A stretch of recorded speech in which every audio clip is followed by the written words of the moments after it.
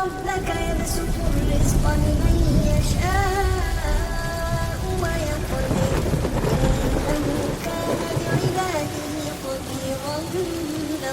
حمد و ثنا تعریف و توصیف کبریائی بڑھائی و بزرگی اس اللہ رب العالمین کے لیے لائق و زیبا ہے جو خالق ہے، رازق ہے، مالک ہے، رب العالمین ہے، رب العرش العظیم ہے، ان اللہ علی کل شیء قدیر ہے۔ اس کی جتنی بھی تعریف کی جائے وہ کم ہے، کم حق ہو، اس کی کوئی مکمل تعریف بیان نہیں کر سکتا۔ مختصر رب کی تعریف کے بعد بے شمار درود و سلام کی پھولوں کی بارش ہو تمام انبیاء کرام پر، بالخصوص ہمارے اور آپ کے آخری نبی جناب محمد رسول اللہ صلی اللہ علیہ وسلم کی ذات اقدس پر، اللہم صلی وسلم وبارک علیہ۔ قربانی کا بہت عظیم تہوار ابھی ہمارے درمیان سے رخصت ہوا اور تمام لوگوں نے اللہ کے لیے جانور کو ذبح بھی کیا، قربانی بھی کی ہے۔ ہم دعا کرتے ہیں کہ اللہ العالمین اس کے اثرات کو ہماری زندگیوں پر مرتب فرمائے۔ جس مقصد کے لیے قربانی کی جاتی ہے اور اس شخصیت کی یاد کو تازہ کرنے کے لیے قربانی کی جاتی ہے، اس کی زندگی کو سن کر یا پڑھ کر اس پر عمل پیرا ہونے کی توفیق عطا فرمائے، اور جتنی بھی آزمائشیں اور قربانیاں دینا پڑے اسلام کے لیے بخوشی وہ آزمائشیں اور قربانیاں ہم سے دوری کی۔ آمین۔ میرے بھائیوں، قربانی کے اثرات بہت زیادہ ہیں۔ ہمیں اور آپ کو ان اثراتوں کو اپنی زندگی کے اوپر مرتب کرنا چاہیے۔ مثال کے طور پر قربانی تقویٰ بھی چاہتی تھی، للہیت بھی چاہتی تھی، ایک دوسرے کی ہمدردی بھی اس میں درکار تھی، بہت ساری چیزیں۔ لیکن ہم صرف رسمی طور پر اور ایک دوسرے کی دیکھا دیکھی میں اور یہ سوچ کر کہ اگر ہمارے یہاں قربانی نہیں ہوگی تو اچھا نہیں لگے گا، کرنا چاہیے اس لیے کہ اور لوگوں کے یہاں ہو رہی ہے ہمارے یہاں نہیں ہو رہی ہے، یہ قربانی شرعی قربانی نہیں۔ اس کے اثرات اسی شخص کے اوپر مرتب ہو سکتے ہیں سارے کے سارے جس نے اللہ کی خوشنودی کے لیے قربانی کی ہو۔ اس کی نظر میں جانور پر چھری چلانے کا مقصد صرف اتنا ہو کہ اللہ رب العالمین اس سے راضی ہو، تو ایسے انسان کے اوپر پھر اس کے اثرات مرتب ہوتے ہیں اور اس کی زندگیوں میں تبدیلی پیدا ہوتی ہے۔ میرے بھائیوں، قرآن کریم کی جو آیت کریمہ میں نے آپ کے سامنے تلاوت کی ہے بہت ہی مختصر ہے، بلکہ آیت کا بھی ایک ٹکڑا میں نے آپ کے سامنے پڑھا ہے کہ اسلام کے اندر پورے کے پورے داخل ہو جاتا ہے۔ یعنی ہمارا چلنا، ہمارا پھرنا، ہمارا اٹھنا، ہمارا بیٹھنا، لیٹنا، سونا، جاگنا، کھانا پینا، شادی بیاہ، ساری کی ساری چیزیں اسلامی، ساری کی ساری چیزوں میں اسلام نظر آنا چاہیے۔ یعنی اس طریقے سے ہم اسلام میں غرق ہو جائیں اور اس طریقے سے اس کو اپنے اوپر مرتب کر لیں کہ ہمارے ہر چیز میں اسلام چھلکنا چاہیے۔ ہمارا اٹھنا بھی اسلامی ہو، ہمارا بیٹھنا بھی اسلامی ہو، ہمارا ایک دوسرے سے ملاقات کرنا بھی اسلامی ہو، ہمارا کھانا بھی اسلامی ہو، پینا بھی اسلامی ہو، سونا بھی اسلامی ہو، جاگنا بھی اسلامی ہو، ہماری شادی کرنا بھی اسلامی ہو، سب کچھ۔ اس انسان کو کہا جاتا ہے مسلم اور مومن۔ حضرت مسیب ابن نخبہ ایک بہت بڑے تابعی گزرے، یہاں سے ہم اپنی بات کو شروع کر رہے ہیں اور بہت دلچسپ منظر ہے۔ ایک بہت بڑے تابعی گزرے ہیں، وہ مسجد میں بچوں کو پڑھایا کرتے تھے، قرآن و حدیث کا ان کو علم دیتے تھے، یا خاص طور پر حدیث کو ان کو پڑھاتے تھے، اس کی تشریحات رکھتے تھے، اور بہت سے بچے ان کے پاس اس زمانے میں پڑھنے کے لیے آتے تھے۔ ان کی ایک بیٹی تھی مسیب ابن نخبہ کی، جو بڑی خوبصورت تھی، اور یہ استاد تھے اور بچوں کو مدرسے میں یا مسجد میں، اس زمانے میں مسجد ہی سب کچھ ہوا کرتی تھی، آج کل کی طرح بڑی بڑی بلڈنگیں مدرسوں کے الگ نہیں ہوتی تھی، مسجد ہی میں بچے پڑھتے تھے، تو مسجد میں ہی بچوں کو پڑھایا کرتے تھے۔ ان کی بیٹی کی خوبصورتی کی خبر جب اس زمانے کے بادشاہ خلیفہ ہارون رشید کو ملی، تو اس نے اپنے بیٹے کے نکاح کا پیغام ان کی بیٹی کے یہاں، یعنی مسیب ابن نخبہ کی بیٹی کو اس نے اپنے بیٹے کا پیغام بھیج دیا۔ چند قاصد آتے ہیں ابن نخبہ کے گھر پر اور آنے کے بعد عرض کرتے ہیں ہم کو خلیفہ ہارون رشید نے بھیجا ہے، ہم خلیفہ ہارون رشید کے قاصد ہیں، ان کے گھر سے آئے ہیں، وہ آپ کی بیٹی کو اپنے گھر کی بہو بنانا چاہتے ہیں، یعنی آپ کی بیٹی کا ہاتھ مانگ رہے ہیں اپنے بیٹے کے لیے۔ خلیفہ کا بیٹا ہے، ہارون رشید کا بیٹا ہے، اور اس کے نکاح کا پیغام ابن نخبہ کی بیٹی کے لیے آتا ہے۔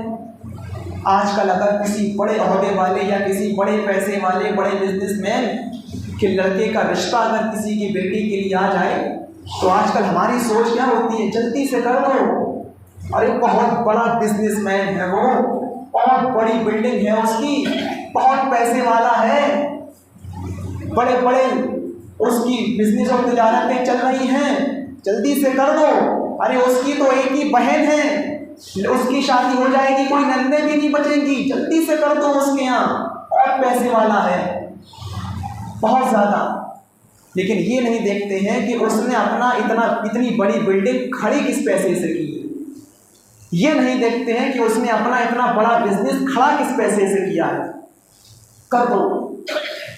لیکن مسیب ابن نخبہ کی سوچ دیکھو، وہ لوگ جب نکاح کا پیغام دیتے ہیں ابن نخبہ کی بیٹی کے لیے تو مسیب ابن نخبہ نے منع کر دیا اور انکار کر دیا منہ پر، اور کہہ دیا کہ بادشاہ سے جا کر کہہ دینا، بادشاہ کو جا کر تم یہ خبر دے دینا اور اس کو بتا دینا کہ مسیب ابن نخبہ تمہارے بیٹے کے ساتھ اپنی بیٹی کا رشتہ نہیں کریں گے، پانی پی رہے ہو اور پانی پینے کے بعد فوراً تم یہاں سے رخصت ہو جاؤ، فوراً تم یہاں سے چلے جاؤ۔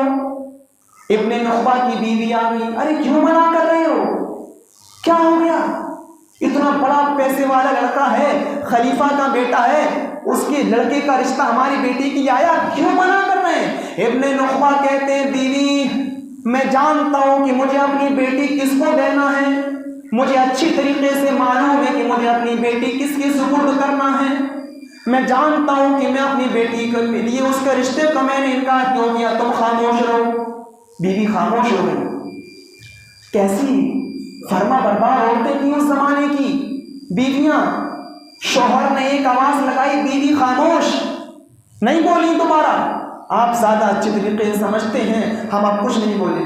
وہ دونوں چلے گئے، قاصد چلے گئے، رشتے کو ٹھکرا دیا، ریجیکٹ کر دیا۔ اب ابن نخبہ اگلے دن جب اپنے بچوں کو کلاس میں پڑھانے کے لیے جاتے ہیں، حدیث پڑھانے کے لیے جاتے ہیں، مسجد پہنچتے ہیں تو ان کے سارے شاگرد اس جگہ پر موجود تھے، لیکن ایک بچہ پڑھنے کے لیے نہیں آیا۔ ابن نخبہ نے اپنے اور شاگردوں سے پوچھا کیا بات ہے، آج ہمارا فلاں شاگرد پڑھنے کیوں نہیں آیا؟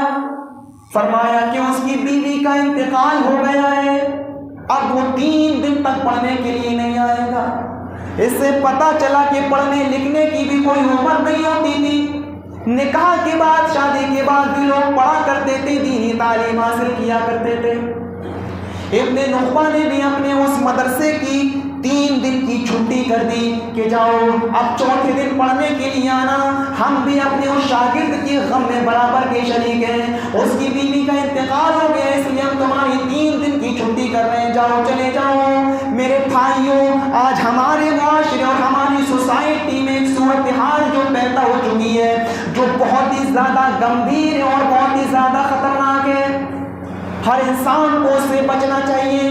اگر نیچے کے علاقے میں نالے کی طرف اگر کسی کا انتقال ہو جائے تو اوپر کی مشینیں چلتی رہتی ہیں، اور اوپر اگر کسی کا انتقال ہو جائے تو نیچے کی مشینیں چلتی رہتی ہیں۔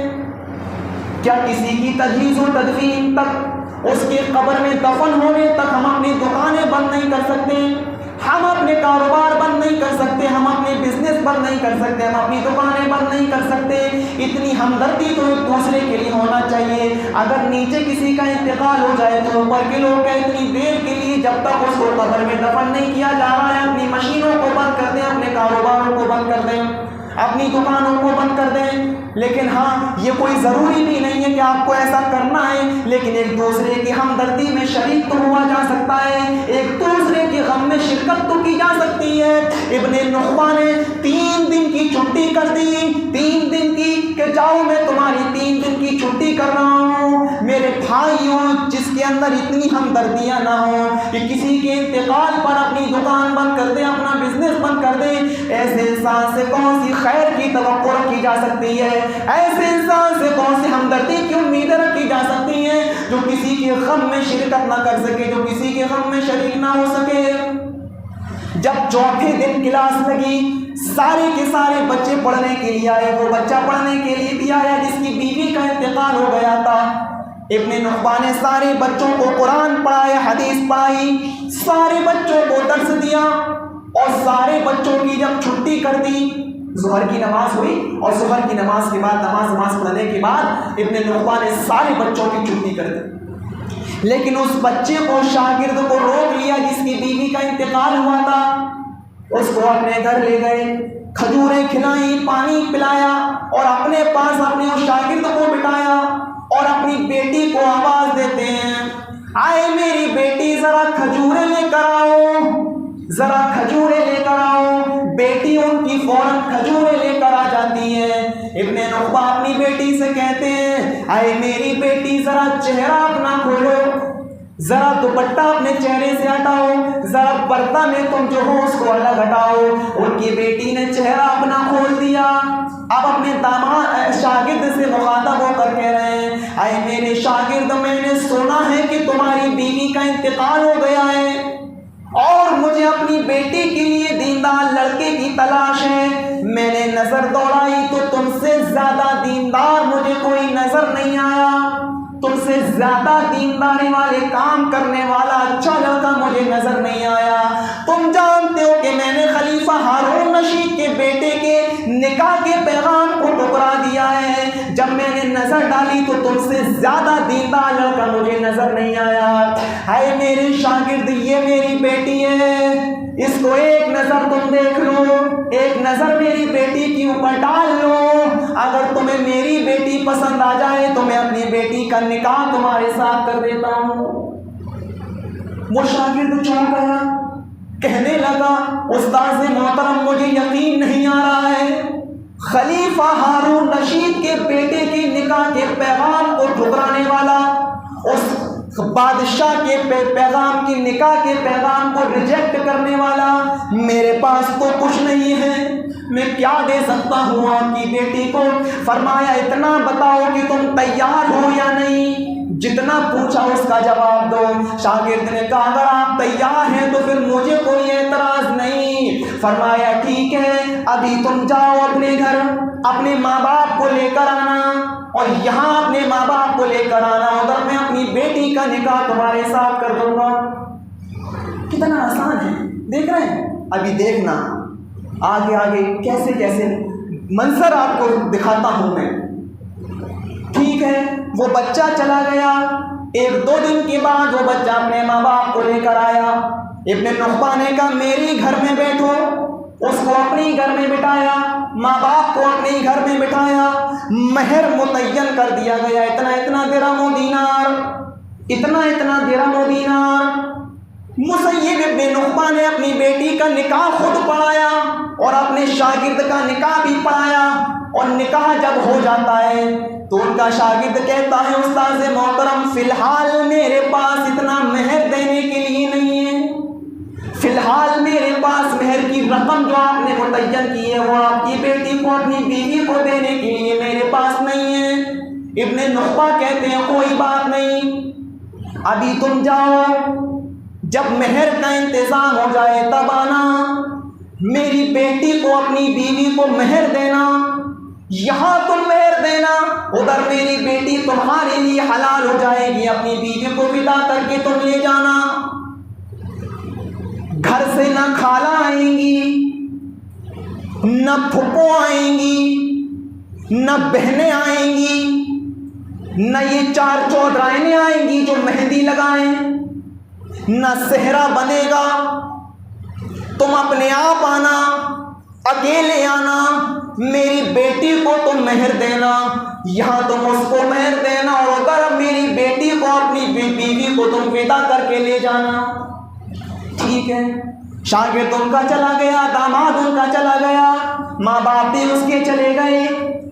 شام کا سورج ڈوبنے بھی نہیں پایا، ڈوبنے کے قریب تھا، ابن نخبہ کی آنکھوں میں آنسو آ جاتے ہیں، اپنی بیٹی کے ہاتھ لال دیکھتے ہیں، بیٹی کے ہاتھ میں مہندی لگی ہوئی دیکھتے ہیں، نظر آسمان پر ڈال کر کہتے ہیں اللہ میں اپنی بیٹی کے اوپر ظلم کر رہا ہوں، میں اپنی بیٹی کے اوپر زیادتی کر رہا ہوں، ایسا نہ ہو کہ میرے داماد کے پاس 1 مہینہ 2 مہینہ 3 مہینہ 4 مہینہ مہر کا انتظام نہ ہو سکے اور بیچارہ محنت کرتا رہے، مزدوری کرتا رہے، اور یہاں میری بیٹی اس کی بیوی اپنے شوہر کے انتظار میں بیٹھی رہے۔ کیوں نہ میں اپنی بیٹی کو خود لے جاؤں، میری بیٹی اور میرا داماد مہر کے معاملے کو آپس میں مل کر خود نپٹا لیں گے، خود سولو کر لیں گے۔ ہو سکتا ہے میری بیٹی اس سے کچھ مہلت دے دے، میرا داماد مہلت مانگے اور میری بیٹی اس کو شوہر کو اپنے 2-4 مہینے کی 1 سال کی مہلت دے دے۔ ہو سکتا ہے کہ میری بیٹی پورا کا پورا مہر معاف کر دے، کوئی بھی راستہ نکالا جا سکتا ہے۔ اے میری بیٹی اٹھو، ایک جوان بیٹی کے باپ کے دل کو یہ گوارا نہیں کہ نکاح کے بعد، شادی کے بعد 1 رات بھی اس کی بیٹی اپنے شوہر کے علاوہ، بستر کے علاوہ کہیں اور رات گزارے۔ آئے میری بیٹی اٹھو۔ مسیب ابن نخبہ اپنی بیٹی کے ہاتھ کو پکڑتے ہیں اور اپنے داماد کے گھر کی طرف لے کر جا رہے ہیں۔ اب جو منظر میں تمہیں دکھانا چاہتا ہوں وہ منظر بھی بڑا عجیب و غریب ہے۔ مسیب ابن نخبہ اپنے داماد کے گھر پہنچتے ہیں، دروازے کو دستک دیتے ہیں، لڑکے کی ماں دروازہ کھولنے کے لیے آئی، وہ نہیں جانتی تھی کہ کون آیا ہے، شادی کا دن ہے، ہو سکتا ہے کوئی مبارکباد دینے آیا ہو سکتا ہے کوئی ملنے ملانے آیا ہو سکتا ہے کوئی ہم سے ملنے ملانے کے لیے آیا ہو۔ جب 19 کی سمدھن نے، ابن نخبہ کی سمدھن نے دروازہ کھولا، سامنے داماد بیٹھا ہے، اس کے ہاتھ میں سوکھی روٹی کا ٹکڑا ہے، سوکھی روٹی کا ٹکڑا۔ شادی کا دن ہے اور شادی کا بھی شام کا سورج ڈوبنے بھی نہیں پایا ہے، داماد کے ہاتھ میں سوکھی روٹی کا ٹکڑا ہے، اس نے دوسرے ہاتھ کو چھپا لیا اور دوسرا ہاتھ پیچھے لے گیا۔ ابن نخبہ اپنی سمدن سے کہتے ہیں کیا مجھے اندر آنے کی اجازت نہیں ہے؟ وہ بھول گئی، کہا نہیں جلدی سے اندر آئیے۔ ان کو اندر بلایا گیا، السلام علیکم کہہ کر اندر داخل ہوتے ہیں۔ ابن نخبہ اپنے داماد سے مخاطب ہو کر کہتے ہیں آئے میرے داماد، تمہارے ہاتھ میں سوکھی روٹی کا ٹکڑا تو میں نے دیکھ لیا ہے، یہ پیچھے کون سا ہاتھ لے کر گئے ہو؟ یہ پیچھے تم نے کیا چھپایا ہے؟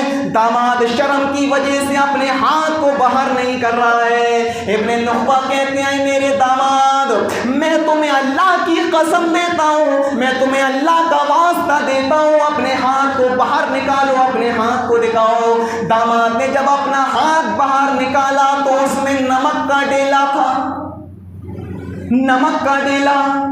شادی کا دن ہے، ابھی سورج ڈوبنے بھی نہیں پایا ہے، داماد سوکھی روٹی کھا رہا ہے اور نمک چاٹتا جا رہا ہے۔ اس حال میں ابن نخبہ نے اپنی بیٹی کا ہاتھ پکڑا اور اپنے داماد کے ہاتھ میں دے دیا اور اپنی بیٹی سے فرمایا اے میری بیٹی، یہی وہ داماد ہے، اس کی یہی ادا تو مجھے پسند آئی، اسی جگہ پر رہ کر تم اللہ کا شکر ادا کر سکو گی، اسی جگہ پر رہ کر تم اللہ کو یاد کرو گی، اسی جگہ پر رہ کر تم اللہ کا ذکر کرو گی۔ اے اللہ میں نے داماد چننے میں کوئی غلطی نہیں کی، اے اللہ میں نے اپنی بیٹی کے لیے رشتہ دیکھنے میں کوئی غلطی نہیں کی، مجھے جیسا داماد چاہیے تھا ویسا ہی داماد مجھے ملا ہے، جو نمک روٹی کھا کر بھی تیرا شکریہ ادا کر رہا ہے، تجھے یاد کر رہا ہے، تجھے فراموش نہیں کر رہا ہے۔ آئے میری بیٹی جاؤ اپنے شوہر کے گھر پاس جاؤ۔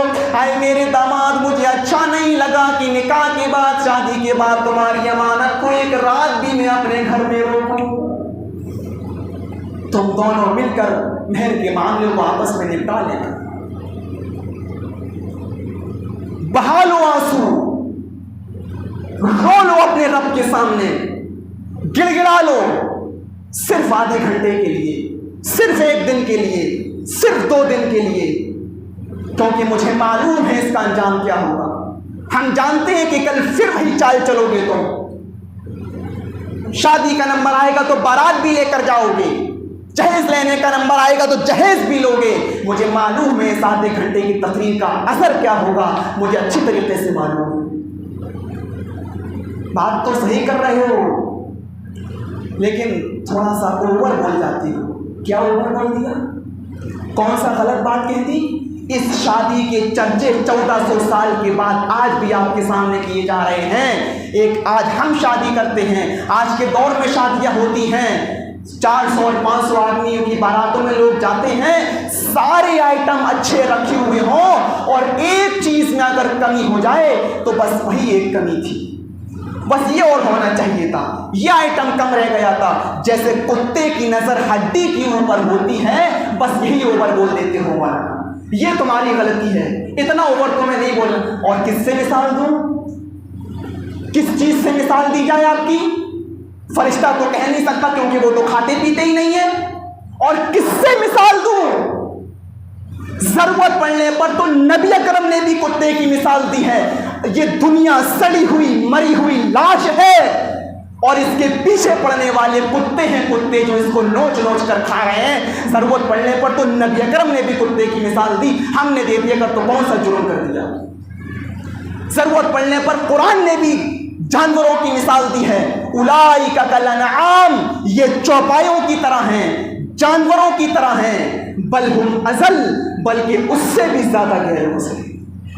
ضرورت پڑنے پر قرآن نے بھی مثال دی ہے اور اس سے زیادہ مہذب جملہ ہمیں نہیں ملا۔ ایک باپ لڑکی کا جس کو 4 بیٹیوں کی شادی کرنا ہے، پوری زندگی محنت کر رہا ہے، کما رہا ہے، اپنے شوق کو مار رہا ہے، سمجھوتا کر رہا ہے اپنی زندگی میں تاکہ میری 4 بیٹیاں خیریت سے نکل جائیں، عزت کے ساتھ نکل جائیں، اور تم اس کے گھر میں باراتی بن کر جاتے ہو، اور اگر کسی ایک آئٹم میں کمی ہو جائے تو کہتے ہو کہ بس یہ آئٹم کی کمی تھی۔ تمہاری مثال یہ کتے کی طرح نہیں تو اور کس کی طرح ہے؟ اس سے زیادہ مہذب جملہ ہمیں نہیں ملا، اگر آپ کو ملے تو آپ اس کو فٹ کر سکتے ہو۔ کتنی برائیاں ہو چکی ہمارے سماج میں، کتنا زیادہ ہمارا معاشرہ، یہ تقریریں اس لیے نہیں ہوتی ہیں، خطبے اس لیے نہیں ہوتے ہیں کہ کم سے کم 1% ہی عمل ہو، لیکن اس لیے نہیں کہ خطبے جتنا بولا جا رہا اتنا ہمارا معاشرہ اور نیچے کی طرف جاتا جا رہا ہے، ہمارا معاشرہ اور برائیوں کی طرف جاتا جا رہا ہے۔ اتنا سننے کے باوجود بھی ہمارے دل میں یہ خواہش ہوتی ہے اور اپنی زبانوں سے ہم کہتے ہیں کہ ہم جہیز لیں گے۔ جرأت دیکھو ایسے انسان کی، کلیجہ دیکھو ایسے انسان کا، دل دیکھو کتنا بڑا ہے، اتنے چیزوں کے سننے کے باوجود بھی کہتا ہے کہ میں لوں گا۔ ہمت دیکھو اس کی۔ اور اللہ کی قسم میں اپنی قوم کا بالکل صحیح حق ادا کر رہا ہوں۔ قیامت کے دن میں مجرم نہیں کہلاؤں گا کہ اللہ میں نے حق بجانے پوری بات اور صحیح اور سچی بات لوگوں تک پہنچا دی، اور آپ بھی نہیں کہہ سکتے کہ انہوں نے چھپایا تھا، بتایا نہیں تھا، سختی نہیں کی تھی، سخت نہیں، سب کچھ آپ کہہ سکتے ہو۔ اللہ کی قسم میں نے کبھی اپنی قوم کے سامنے، یہ 1 سال سے اوپر آپ کے درمیان مجھے ہو چکا ہے، کبھی کسی کے چہرے کو دیکھ کر میں نے بات بدلی نہیں ہے، نہ کسی ملامت کرنے والی کی ملامت کا خوف اپنے دل میں بٹھایا ہے۔ اگر میں ایسا بولوں گا تو سامنے والا میری برائی کرے گا، مجھ پر کمنٹ کرے گا، میری مخالفت کرے گا۔ کبھی کسی امیر، کبھی کسی چودھری، کبھی کسی پیسے والے کی چودراہٹ کو دیکھ کر ہم نے اپنی بات کو بدلا نہیں ہے۔ بہت سی برائیاں ہو سکتی ہیں، انسان ہیں، ہو سکتی ہیں، لیکن یہ خوبی بھی ہے۔ اس کو آپ خوبی کہہ لو، برائی کہہ لو، کمی کہہ لو، آپ اس کو جو نام دے سکتے ہو دے لو۔ میں نے حق بات کہنے میں کبھی سمجھوتا نہیں کیا، کبھی نہیں۔ کتنی برائیاں، سائیکل چلتی تھی پہلے، جہیز میں سائیکل، آپ کہیں گے مولانا 40 برائیاں ہیں، 20 برائیاں ہیں، ایک دم ساری برائیاں ختم نہیں ہو جائیں گی، آج ایک ختم ہوگی کل دوسری۔ آپ بالکل صحیح ہیں اپنی جگہ پر، لیکن ختم کرو تو صحیح۔ آج ایک برائی ختم کرو، کل دوسری ختم ہونا چاہیے، پھر تیسری ختم ہونا چاہیے، لیکن اس کا مطلب یہ نہیں کہ پہلے سائیکل چلتی تھی، اب سائیکل سے معاملہ نیچے کی طرف آتا تو ہم سمجھتے کہ چلو کچھ معاملہ گھٹ رہا ہے، برائیوں میں کمی آ رہی ہے، لیکن سائیکل سے معاملہ اوپر کی طرف جاتا جا رہا ہے۔ 1 اور 1.5 لاکھ اور 2 لاکھ والی موٹر سائیکلیں بھی دی جانے لگی ہیں۔ چلو اس سے بھی ہٹ جاؤ، یہاں پر معاملہ اگر رک جاتا، چلو غنیمت کی کہ معاملہ رک گیا، اب اس سے بھی معاملہ اوپر جا رہا ہے، کاریں بھی دی جانے لگی ہیں۔ 10-10 لاکھ والی، 12-12 لاکھ والی، تو یہ معاشرہ برائی کم کہاں ہو رہی ہے، یہ تو برائی بڑھتی جا رہی ہے۔ سائیکل سے معاملہ ہٹ کر اگر نیچے کی طرف آتا تو ہم سمجھتے کہ غنیمت ہے۔ اب آپ کہو کہ مولانا سائیکل سے نیچے کیا آتا ہے، سائیکل سے نیچے تو کچھ بھی نہیں ہوتا ہے، تو کیا مر جائے گا داماد اگر اس کو سائیکل نہیں ملے گی تو؟ روح اس کی نکال لے گا فرشتہ اگر اس کو بغیر سائیکل کے اپنی بیوی کو اپنے گھر لے کر آئے گا؟ کیا ہو جائے گا اس کو، آپ بتائیے مجھے۔ اور اس سے بڑھ کر اور چیزیں چلی ہیں، منگنی اور سگائی، جس کی جائز ہونے کے لیے آج لوگ دلیلیں بھی دینے لگے ہیں، دلیلیں بھی دینے لگے ہیں۔ جتنے میں پہلے ایک شادی ہو جایا کرتی تھی، ایک ولیمہ نپٹ جایا کرتا تھا، اتنے پیسے میں آج ایک منگنی ہو رہی ہے اور سگائی اور انگیجمنٹ ہو رہی ہے، اور لوگ دلیلیں بھی دے رہے ہیں قرآن سے اور حدیث سے کہ اللہ تعالیٰ نے قرآن کریم میں منگنی کا ذکر کیا ہے۔ اللہ نے قرآن میں کہا ہے کہ وَلَا جُنَاحَ عَلَيْكُمْ فِي مَا عَرَّضْتُم مِّن خِطْبَةِ النِّسَاءِ وَأَكْنَنتُمْ فِي أَنفُسِكُمْ، کہ تمہارے اوپر کوئی حرج نہیں ہے اگر تم کسی لڑکی کو اشارتاً نکاح کا پیغام دو۔ لیکن اب ان لوگوں سے پوچھو کہ اللہ نے جو منگنی کا ذکر قرآن میں کیا ہے اور حدیث میں اللہ کے رسول نے کیا ہے، اس کی حیت کیا ہے، اس کی شکل کیا ہے، تو اس کی وہ دلیل نہیں دے پاتے ہیں۔ صرف اپنے آپ کو بچانے کے لیے اور اپنے سپورٹ کے لیے قرآن و حدیث کا سہارا لے رہے ہیں اور ان خرافاتوں میں ملوث ہیں اور قرآن و حدیث کے نام پر جھوٹ بول رہے ہیں اور سماج اور معاشرے کو گمراہ کر رہے ہیں۔ پڑھیے تفسیر ابن کثیر، حافظ ابن کثیر کی اس آیت کی تشریح میں وہ کیا لکھتے ہیں، کیا لکھتے ہیں کہ اگر کسی عدت والی عورت کو جس کا شوہر انتقال کر گیا ہو یا جس کے شوہر نے کسی کو طلاق دے دی ہو اور وہ عدت کے ایام اپنے پورے کر رہی ہو، اگر ایسی عورت کو تم اشارے کے طور پر اگر تم نکاح کا پیغام اس کو دیتے ہو تو تمہارے اوپر کوئی حرج کی بات نہیں ہے۔ بس اتنا ہے۔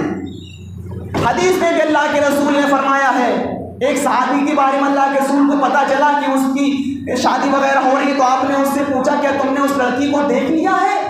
اس نے کہا نہیں اللہ کے رسول۔ تو آپ نے فرمایا انظر الیہا، جاؤ اس کو ایک نظر دیکھ لو، یہ تمہارے درمیان شادی کے بعد محبت قائم ہوگی، اس لیے کہ تم پہلے اگر اس کو دیکھ لو گے تو تم کو سمجھ میں آ جائے گا کہ وہ لڑکی کیسی ہے۔ اگر تمہیں انکار کرنا ہو تو انکار کر دینا اور نکاح کرنا ہو تو نکاح کر لینا۔ بس اسی چیز کا نام ہے منگنی، اسی چیز کا نام کہ آپ نے کسی کو نکاح کا پیغام دیا، آپ نے کسی لڑکی کو کے ساتھ شادی کرنا چاہتے ہیں، اس کے باپ کو آپ نے نکاح کا پیغام دیا، اب وہاں سے نکاح کا پیغام آپ کا قبول کر لیا گیا، اب دو لوگ آپس میں بیٹھ جائیں اور بات چیت کر لیں کہ فلاں فلاں دن ہم کو شادی کرنا ہے اور فلاں فلاں دن ہم بارات لے کر آئیں گے اور نکاح ہماری بیٹے اور بیٹی کا پڑھا دیا جائے گا۔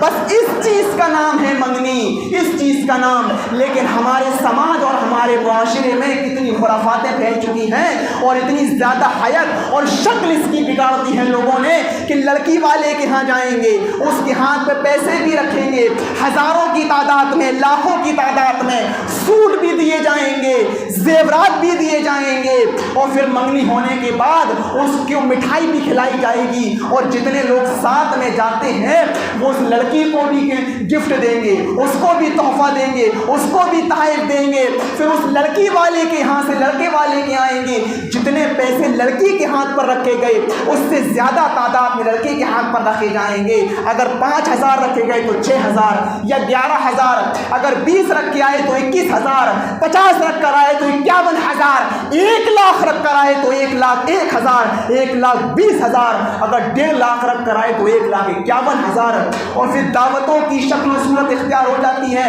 ہاں ہمارے بیٹے کی منگنی ہے، ہم آپ کی پورے گھر کی دعوت کر رہے ہیں، اور انسان اتنا خوش ہو جاتا ہے دعوت میں، اچھا فلاں جگہ سے منگنی کی دعوت آئی ہے، شام کو جانا ہے، بیوی ہمارا فلاں سوٹ نکال دینا، فلاں کپڑے پر پریس کر دینا، ہمیں شام کو منگنی میں جانا ہے، جیسے جنت الفردوس کی دعوت اس کو دے دی گئی ہو، جنت الفردوس کا بلاوا آ گیا ہو۔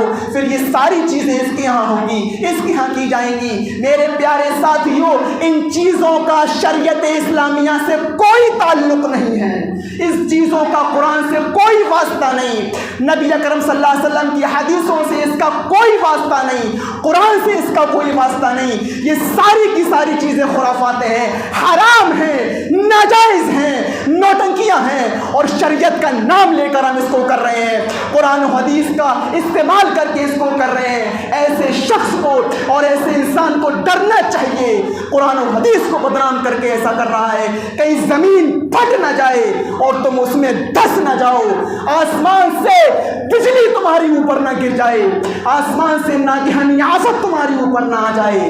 غصہ اس بات پر نہیں ہے کہ منگنی ہوتی ہے، غصہ اس بات پر ہے کہ اس کو جائز قرار دے رہے ہو، جائز قرار دے رہے ہو۔ ورنہ بہت سی خرافاتیں ہیں، شراب بھی پی جا رہی ہے، نمازیں بھی چھوڑی جا رہی ہیں، لیکن اس طریقے کے جملے میں نے نہیں بولی۔ غصہ اس بات پر ہے کہ تم اس کرنے کو جائز قرار دے رہے ہو اور قرآن و حدیث کا جھوٹا سہارا لے رہے ہو۔ اللہ کی قسم، اگر تم نے توبہ نہیں کی اور رجوع نہیں کیا اپنی بات سے تو اللہ کی طرف سے تمہیں ڈرنا چاہیے، کوئی ناگہانی عذاب تمہارے اوپر ملوث نہ ہو۔ لوگ گنجائشیں نکالتے ہیں، گنجائشیں نکالنا شروع کر دیتے ہیں۔ صاحب ہم منگنی میں گئے ہیں، ہمیں رشتہ داری اپنی نبھانا ہے، ہم کھانا کھا کر نہیں آئے۔ کیوں؟ کیونکہ جانا نہیں چاہیے، ہم شرکت کر کے چلے آئے، ہم نے وہاں پر جا کر کھانا نہیں کھایا۔ یہ مثال بالکل ویسی ہی ہے جیسے کوئی انسان شراب آدھی بوتل سے زیادہ تو پی لے، 3 پاؤ شراب پی لی، اب 250 گرام بچی، اس میں کہہ رہے ہو کہ اب ہم شراب نہیں پیے گے۔ ارے وہ بھی پی لو، شرابی تو ہو چکے ہو تم، ادھر جا کر گناہ کا کام تو تم نے کر دیا ہے، کھانا بھی کھا لو، مجرم تو ہو چکے ہو شریعت کی نظر میں۔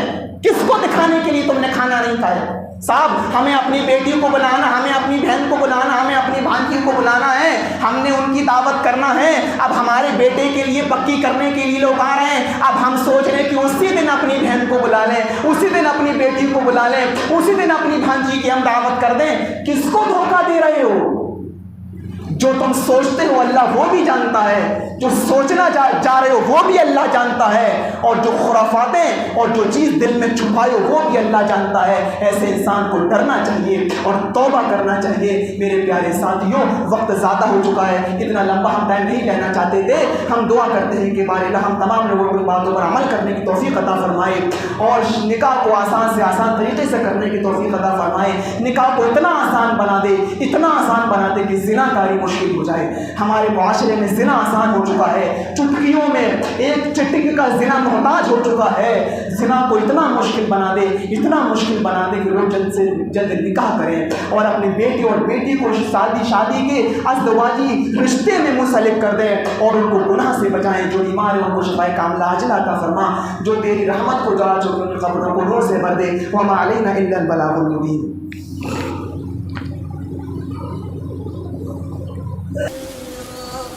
ولا تقل